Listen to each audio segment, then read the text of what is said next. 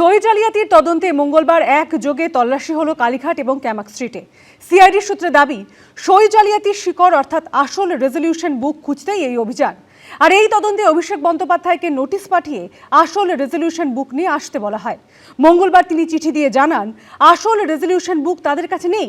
CID সূত্রে দাবি, এরপরই তল্লাশির সিদ্ধান্ত নেওয়া হয়। তৃণমূলের সই জালিয়াতি কাণ্ডের তদন্তে একই দিনে দু জায়গায় সিআইডি রেড। একদিকে 30B হরিশ চ্যাটার্জি স্ট্রিটে মমতা বন্দ্যোপাধ্যায়ের বাড়ি লাগোয়া তৃণমূলের পার্টি অফিস, অন্যদিকে 9 নম্বর ক্যামাক স্ট্রিটে অভিষেক বন্দ্যোপাধ্যায়ের অফিস। সিআইডি সূত্রে দাবি, সই জালিয়াতির শেকড় অর্থাৎ আসল রেজলিউশন বুক খুঁজতেই এই রেড। মমতা দিল্লি থাকলে এখানে কেউ কাজ করবে না, সরকার পাল্টে গেছে, এটা মানে ভুলে গেছেন। সিআইডি সূত্রে দাবি, সই জালিয়াতি কাণ্ডের তদন্তে অভিষেক বন্দ্যোপাধ্যায়কে যে নোটিশ পাঠানো হয় সেখানে বলা হয় আসল রেজলিউশন বুক নিয়ে আসতে, কিন্তু তিনবার নোটিশ পেয়েও হাজিরা এড়িয়েছেন অভিষেক বন্দ্যোপাধ্যায়। মঙ্গলবারও অভিষেক বন্দ্যোপাধ্যায় আইনজীবী মারফত সিআইডিকে জানান, আসল রেজলিউশন বুক তাদের কাছে নেই। সিআইডি সূত্রে দাবি, এরপরই আসল রেজলিউশন বুক খুঁজতে তল্লাশি অভিযানের সিদ্ধান্ত নেওয়া হয়। তদন্ত প্রক্রিয়ার স্বার্থে পুলিশের কাজ করেছে, ভবিষ্যতেও করবে। আর যারা তদন্তে সহযোগিতা করবেন না, তাদের জন্য ভারতবর্ষের নির্দিষ্ট আইন আছে, সেই আইন মতো সিআইডি ব্যবস্থা নেবে। সিআইডি সূত্রে দাবি, অভিষেক বন্দ্যোপাধ্যায় স্পিকারকে যে চিঠি দিয়েছিলেন সেখানে উল্লেখ ছিল তৃণমূলের সেন্ট্রাল পার্টি অফিসের ঠিকানা 30B হরিশ চ্যাটার্জি স্ট্রিট আর তৃণমূলের সেক্রেটারিয়েট 9 নম্বর ক্যামাক স্ট্রিট। আর যে বৈঠকে সই জালিয়াতি হয়েছিল বলে জানা গেছে তা ছিল 30B হরিশ চ্যাটার্জি স্ট্রিটে। সেই কারণেই এই দুই জায়গায় তল্লাশি চালানো হয়। ওনারা এসেছিলেন মমতা বন্দ্যোপাধ্যায়ের অফিস সার্চ করার জন্য।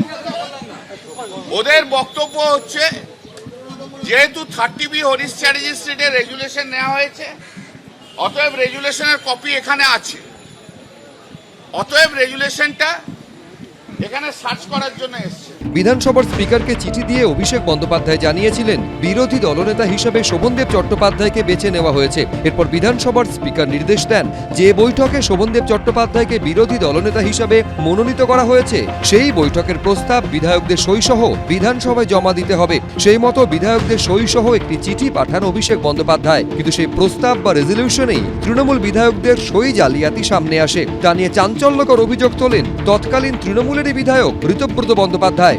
আমাদের বক্তব্য ছিল 6 তারিখ যে মিটিং হয় সেই মিটিংয়ে কোনো রেজলিউশন নেওয়া হয়নি। 19 তারিখ অ্যাটেন্ডেন্স দেওয়ার সময় বলা হয় যে 6 তারিখ, মানে ডেটটা লিখুন 6 তারিখ, তো 19 তারিখ সই করা হচ্ছে। সিআইডি সূত্রে দাবি, যে তৃণমূল বিধায়করা সই করেছিলেন তাদের বয়ান রেকর্ড করা হয়েছে, হাতের লেখাও পরীক্ষা করা হয়েছে। 3 জন জানিয়েছেন তারা সই করেননি। আমাকে দেখালেন সিগনেচারটা, তো সিগনেচারটা দেখে আমি অবাক হলাম যে এই সিগনেচারটা আমি তো করিনি। আমার যে সিগনেচারটা আমাকে দেখিয়েছে সিআইডি, সেই সিগনেচারটা আমার নয়। সিআইডি সূত্রে দাবি, এখন তদন্ত এগিয়ে নিয়ে যেতে আসল রেজলিউশন বুক উদ্ধার করতে হবে। আর সেই কারণেই মঙ্গলবার হরিশ চ্যাটার্জি স্ট্রিট এবং ক্যামাক স্ট্রিটে একযোগে তল্লাশি। তবে মঙ্গলবারের তল্লাশিতে আসল রেজলিউশন বুক বাজেয়াপ্ত হয়নি বলে সিআইডি সূত্রে দাবি। এবিপি আনন্দ। এবিপি আনন্দ, এগিয়ে থাকে, এগিয়ে রাখে।